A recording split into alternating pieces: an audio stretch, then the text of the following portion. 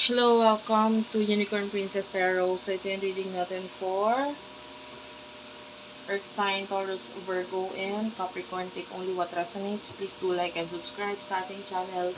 And ito nga pala yung other channels pa namin. Ayan. Yung Earth sign Philippines, mag-subscribe ka rin dito kasi sa mga susunod na readings, maaaring dito ko na sa um, channel na itilagay yung mga readings for Earth sign, Madam P, ayan, yung Facebook page namin. Kung hindi mo ma-search, search mo na lang Unicorn Princess Tarot. TikTok, Unipre, Unicorn Princess Tarot. By the way, meron akong may fake account na gumagaya sa akin ha, nagpe-pretend siya na ako yun.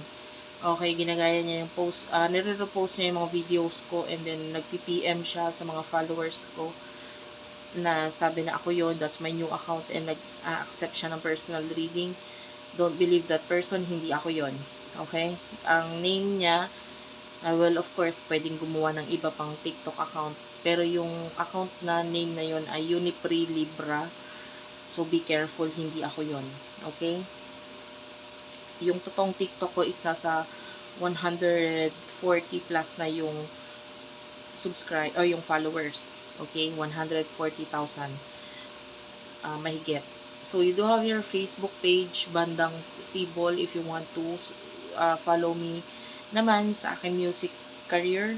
No, ako po ay may banda at ako po ang vocalista ng Bandang Sibol. So, pakisubscribe din ako dyan. Ayan. And, meron na kaming kanta sa Spotify. I-search mo lang yung banda namin, Bandang Sibol, para makita yung kanta namin. Kailangan talaga may banda, guys. Bandang Sibol. So, let's start what we have here for the sign of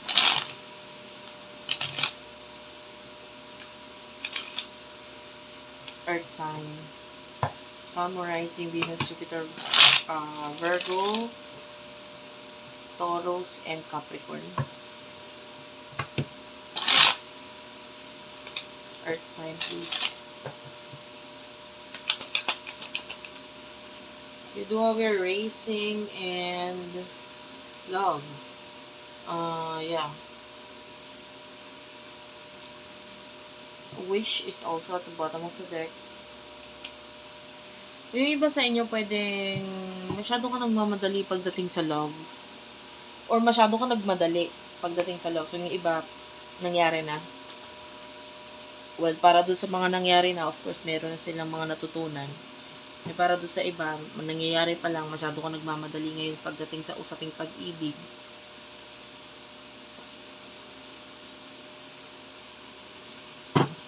Of course, ang advice sa'yo is wag.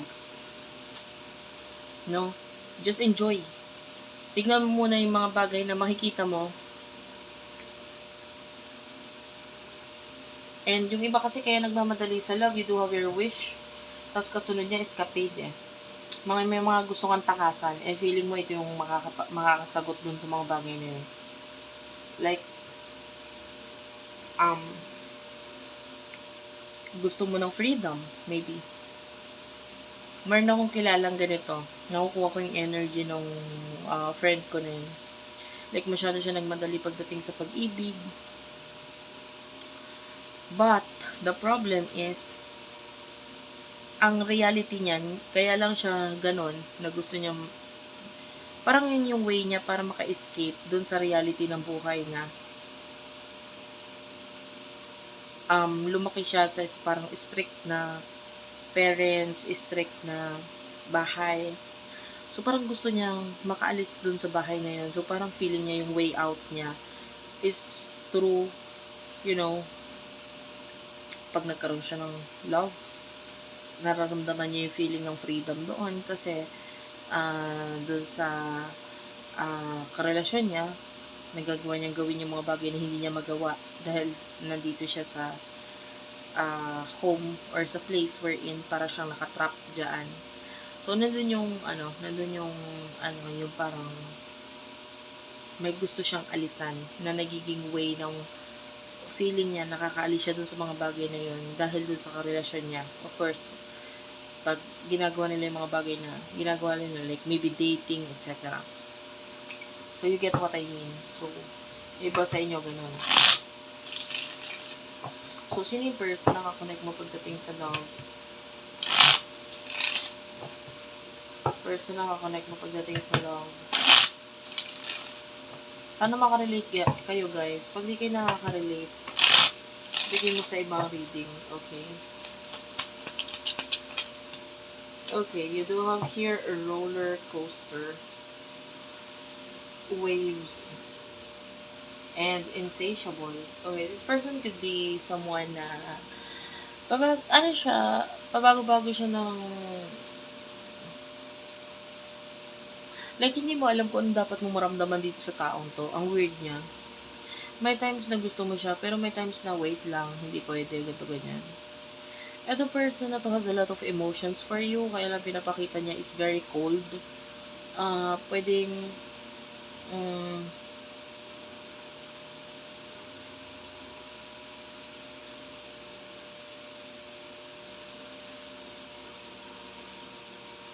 trash is here. Parang kailangan may itapon mo na. I don't know, maybe yung iba sa inyo, kung ikaw ay sa love, no? Kung ikaw ay nasa isang relasyon, maybe you're still in a relationship, kailangan itapon mo na yung karelasyon mo na yon bago magpapakita ng emotion to taong to. So, parang siya, ina-admire ka niya, gusto ka niya, but the problem is you are still in a relationship. So, of course, itong person na ito, pagdating sa like, gusto niya rin ng relationship sa'yo, but of course, ayaw niya magmadali. Alam niya yung hangganan niya lang. And if ever na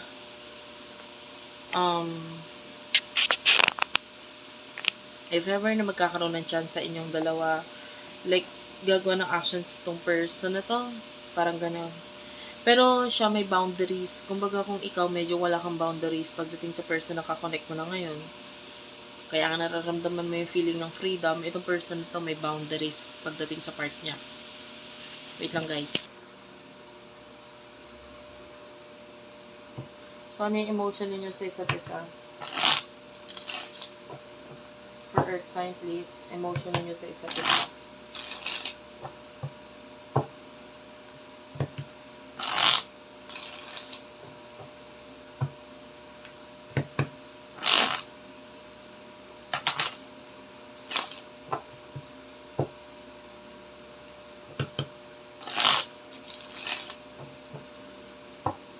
One last shuffle. Okay, thank you, Spirit Guides, Angel Guides. Emotion ninyo sa isa't isa. You do have here unconditional, drama queen, gossip. Kapag akong dalawa, guys. Poison is here, and you do have here searching. Bottom of the deck is retaliation. So, I feel like yung emotion mo for this person,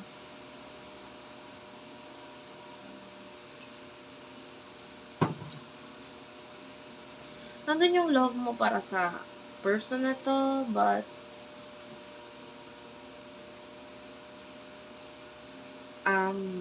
you also want love in return. Parang gusto mo maibalik yung love sa'yo agad-agad. Like, nandun yung kailangan ko muna ng assurance na mahal or gusto talaga ako nitong taong to. Kasi sa'yo, nakikita natin you love the person, kaya lang, gusto mo instant.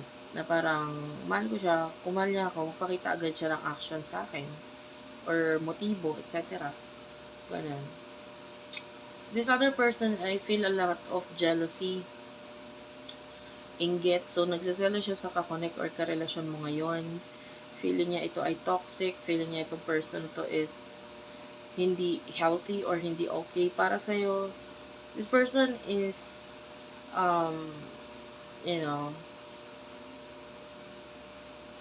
always watching you from a distance. So, nakamasid siya ngayon sa'yo. Nakatingin din siya doon sa person na nakakonect mo. And gumagawa siya ng parang ways para malaman kung whatsoever, kung ano ba to, ito bang taong to. And kung wala kayong communication, actually yung iba sa inyo walang communication. This person is looking for you, hinahanap ka niya, tinitignan ka niya, nababalisa siya, hindi niya alam kung anong gagawin. Ayun. So anyway, what is the near future para sa inyong dalawa?